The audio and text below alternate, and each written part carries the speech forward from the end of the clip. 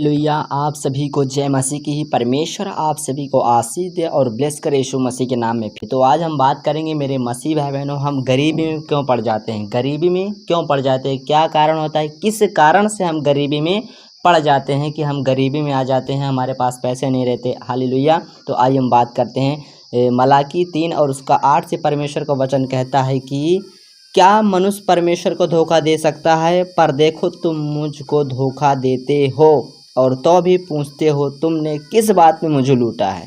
Hallelujah. परमेश्वर का वचन क्या बताता है, मलाकी की पुस्तक क्या बताता है कि क्या मनुष्य परमेश्वर को धोखा दे सकता है। पर वो कहता है तो भी तुम मुझसे पूछते हो कि किस बात में तुम मुझे लूटे हो, दशमांश और उठाने की भेंट में। हालेलुया। ये मनुष्य परमेश्वर को धोखा देता है। हालेलुया।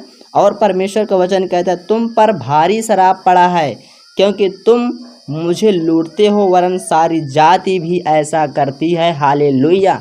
मेरे मसीह भाई बहनों, परमेश्वर का वचन कहता है जब आप प्रार्थना करते हैं, आपको चीज़ें नहीं मिल पाती है तो आप प्रार्थना करते हैं परमेश्वर से कि परमेश्वर मेरी गवर्नमेंट जॉब लगा दे, मेरा ये प्रोजेक्ट पास कर दे, परमेश्वर में मुझे बड़ी कर दे, परमेश्वर पैसे की आशीष दे। पिता परमेश्वर पवित्र आत्मा जी, मैं आपके लिए दशमांश निकालूंगा। जब परमेश्वर आपको आशीष देता है, आपका प्रोजेक्ट पास करता है, आपको गवर्नमेंट जॉब देता है, तो उसमें से परमेश्वर का वचन क्या कहता है कि आधा हिस्सा उसका है। जब आप परमेश्वर को भूल जाते हैं तो आप पर भारी शराब पड़ने लगता है, आप गरीबी में फिर नीचे आने लगते हैं।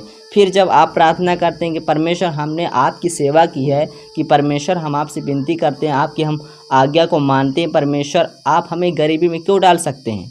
हालेलुया। तब हम परमेश्वर को क्या कहते हैं, धोखा देते हैं, उसे भूल जाते हैं। हालेलुया। परमेश्वर का वचन कहता है, क्या कहता है, तुम पर भारी शराब पड़ा है और आप उनके द्वारा ढिठाई की है। क्या परमेश्वर का वचन क्या कहता है यहाँ 13 से, यहोवा यह कहता है तुमने मेरे विरुद्ध ढिठाई की बातें कही है, परंतु तुम पूछते हो हमने तेरे विरुद्ध क्या कहा है। आपने यह कहा है कि परमेश्वर हम तेरी आज्ञा को मानते हैं, सुबह शाम प्रार्थना करते हैं, पिता परमेश्वर हमारी कमाई बरकत नहीं आ रही है, परमेश्वर हम आपके विरुद्ध ढिठाई कर रहे हैं। आप करते हैं, आप परमेश्वर को दोष देते हैं। परमेश्वर कहता है कि मैं तुम्हें आशीष तो देता हूँ पर तुम मेरा आज्ञा नहीं मानते हो, मेरा कहा हुआ उन अनुसार वचन तुम नहीं मानते हो।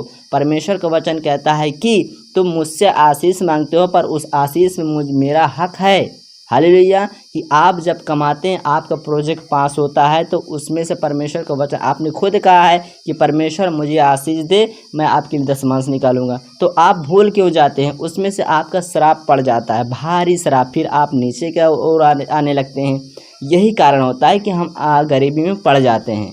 मसीह भाई बहनों, आप ये गलती ना करें, परमेश्वर आपको आशीष ज़रूर देगा यीशु मसीह के नाम में। फिर से आपको गरीबी से उठाएगा यीशु मसीह के नाम में, रिच करेगा यीशु मसीह के नाम में, रिच पर्सन करेगा यीशु मसीह के नाम में। वो परमेश्वर का वचन कहता है हालेलुया कि आप परमेश्वर को धोखा ना दें। जब परमेश्वर आपको आशीष देता है तो उसमें से परमेश्वर को निकालें यीशु मसीह के नाम में। परमेश्वर का वचन कहता है कि सारे दशमांश भंडार में ले आओ मेरे भवन में, ताकि भोजन वस्तु बने, ताकि हर एक अनाथ, हर एक विधवा, हर एक असहाय खा सके, परमेश्वर की महिमा कर सके। हालेलुया। मेरे मसीह भाई बहनों, परमेश्वर आपको आशीषित करने वाला यीशु मसीह के नाम में। और परमेश्वर खुद कहते हैं, क्या कहते हैं कि तुम मुझे परख कर देखो कि मैं तुम्हारे ऊपर आकाश का झरोकर खोलकर आशीष के अपरंपार की वर्षा करता हूँ कि नहीं। हालेलुया। वो परमेश्वर खुद कहते हैं, आत्मिक पिता खुद कहते हैं कि तुम मेरे बेटा मुझे परख कर देखो कि आपने जो तुम बात किया है कि परमेश्वर हम आपसे प्रार्थना करते हैं, परमेश्वर मेरे बच्चे गवर्नमेंट जॉब लग जाए, मेरा प्रोजेक्ट पास हो जाए, पिता परमेश्वर पवित्र आत्मा ये मेरा प्लॉट लिख जाए, पिता उसमें से दशमांश निकालूंगी। तो परमेश्वर का वचन कहता है तुम मुझे परख कर देखो। हालेलुया। जब आप दशमांश निकालोगे तो परमेश्वर उसमें से 2 गुना और देगा परमेश्वर आपको, क्योंकि परमेश्वर कहता है जिसके पास है उसे दिया जाएगा, जिसके पास नहीं है उससे भी ले लिया जाएगा। हालेलुया। यदि आप परमेश्वर को नहीं दे रहे हो, परमेश्वर उससे भी दुगुना ले लेगा, चाहे जैसे वो निकालेगा। परमेश्वर का वचन कहता है उसके लिए कोई भी असंभव बात नहीं है। हालेलुया। वो बीमारी से निकाल सकता है, कर्जे से निकाल सकता है, डॉक्टर के द्वारा निकाल भी सकता है, वो परमेश्वर है। हालेलुया।